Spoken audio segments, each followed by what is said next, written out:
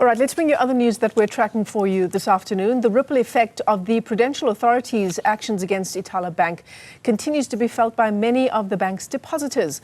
With over 250,000 accounts frozen, thousands of grant beneficiaries have also been impacted, in fact, 65,000 of them. But SASSA has now found a solution to this dilemma. And let's bring in Paseka Letsatsi now to give us the latest on the situation there. He's the spokesperson for the South African Social Security Agency. Paseka, thanks very much indeed for joining us this afternoon.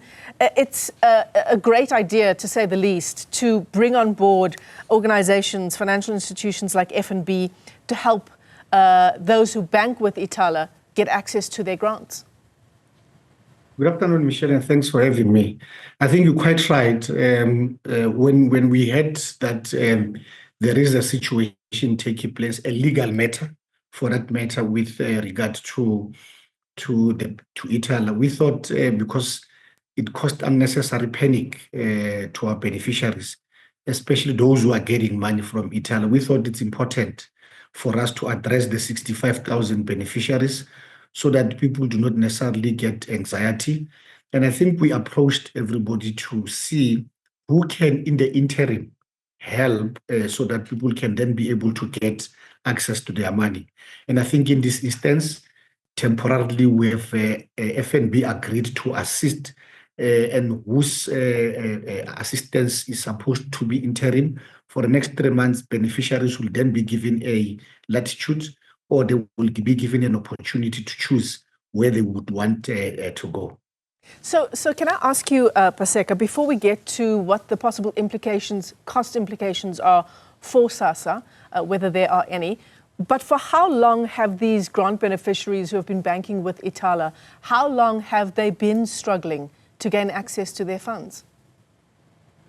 These beneficiaries have not been suffering. I think the access to their resources has been smooth all the time. So it's not a matter of the fact that they've been struggling. In actual fact, Michelle, they have not even felt any negative impact with regard to the processes taking place. We know that there's an engagement taking place between Ithala and all other relevant stakeholders.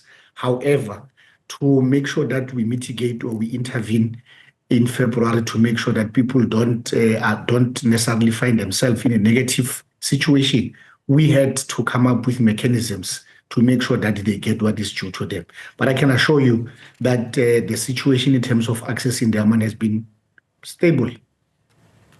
So it's an interim arrangement with FNB. Is there a cost implication for SASSA? No cost implication, Michelle, except your normal banking cost implications, which can be paid by anybody, myself and yourself included. In this instance, we just didn't want beneficiaries to wake up and when they want to access their money, they are told that the accounts have been frozen. But what we need to emphasize, Michelle, so that there's no confusion out there. One, beneficiaries have a right to choose the bank of their choice or the method of how they would want to get their money. Secondly, this is not a permanent arrangement. It is an interim arrangement to make sure that people get access to their resources, because we didn't want people to panic.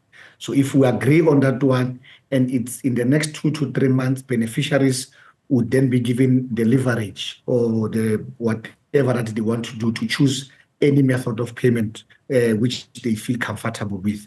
So as we agree that nobody is being pushed to get money to a particular bank, that's not our situation. The situation is to make sure that I don't come here again, Michelle, and explain to the public why 65,000 people didn't get paid. Right. So let me just get this clear. So this interim measure is to ensure that beneficiaries continue to get their grants. These are beneficiaries who bank with Ithala. But there is an impact on the social relief of distress grant beneficiaries. What is the impact on the SRD grant during this period? It shouldn't be an impact, because with SRD, obviously, you would get from the bank. If you want to get it from the bank, you get it from the retailers. It is the choice of individual. if they want to get it anywhere, they can even use the e-wallets or whatever to get access to their money. That's a very easy one to handle. I think on this one was people who permanently get the old age or who get the child support grant from Italy. And I think, you might have seen that the process is being handled in KZN between government and other authorities. And we hope that the matter will be resolved amicably. But for now, we are just saying we can't sit down, Michelle, and see people panicking and calling us that they are not going to get access to their money. We had to do something to make sure that people get access to their money. No, absolutely. So the process now for grant beneficiaries who are impacted, they need to activate their accounts, right? And that process started about 2 days ago, to the 30th of January now. So they have until when to be able to collect their cards from the nearest branches. And do you feel as well, Paseka, that the communication between SASSA, FNB and grant beneficiaries has been successful, that this information is getting to the people that need it? From where we are comfortable, but I'm sure communication is not enough. You need to make sure that we continuously communicate.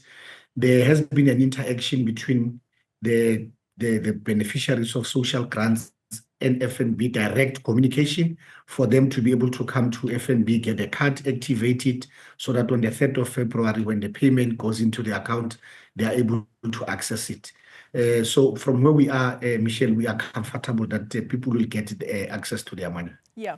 So just a reminder for people who are watching and who are impacted by this, you do need a valid form of identity, as is usually the case when you're collecting a bank card from a financial institution. SASSA is also holding outreach events in particular areas, Paseka, to ensure that that information is getting out there.